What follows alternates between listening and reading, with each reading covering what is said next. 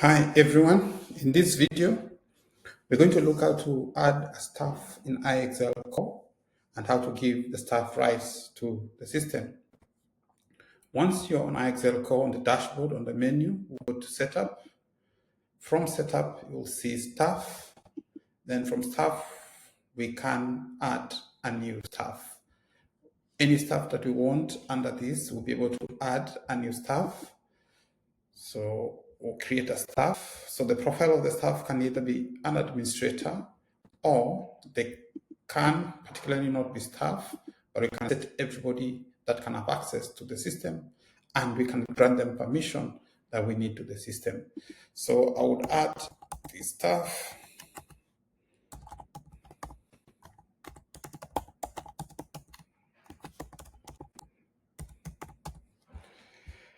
Once you put in their name and the last name and the email, they can put in their social links, they can put their email signature, can send a welcome email so that they can receive an email, and then you do the password.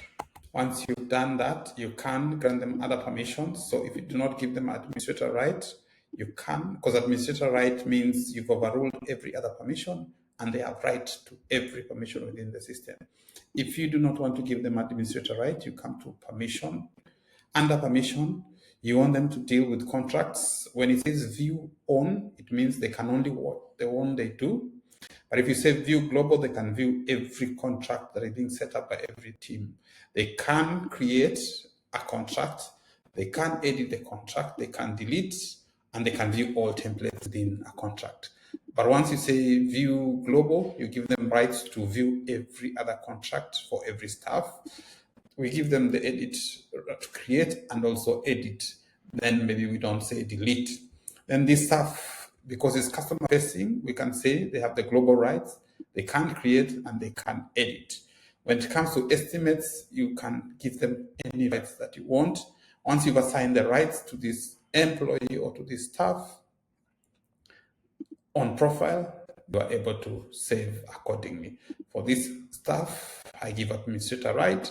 Administrator right means they have rights to all the system.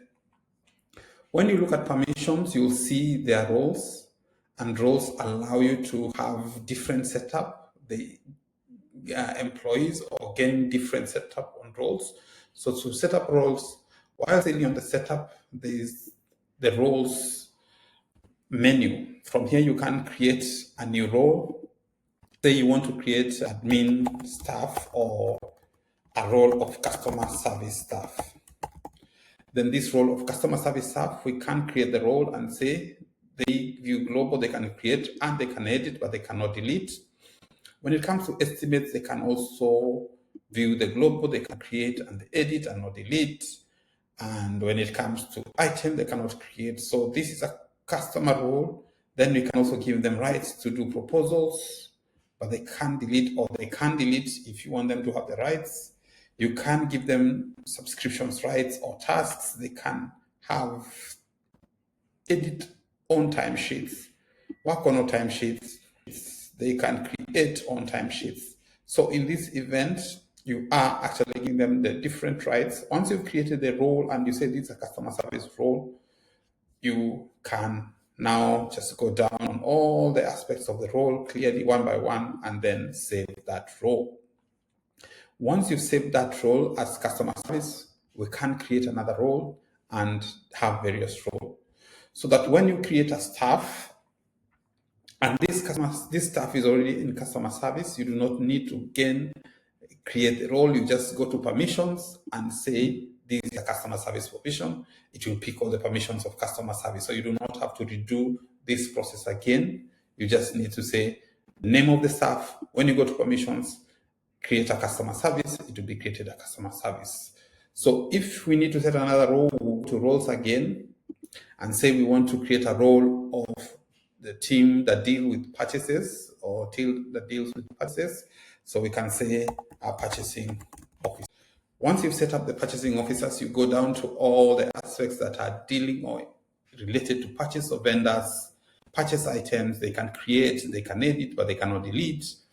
Purchase requests, they can view global purchase requests, they can create, they can edit. So once you set all these purchase rights and you're giving them to your team, to this role, and then once you've created this role, you save.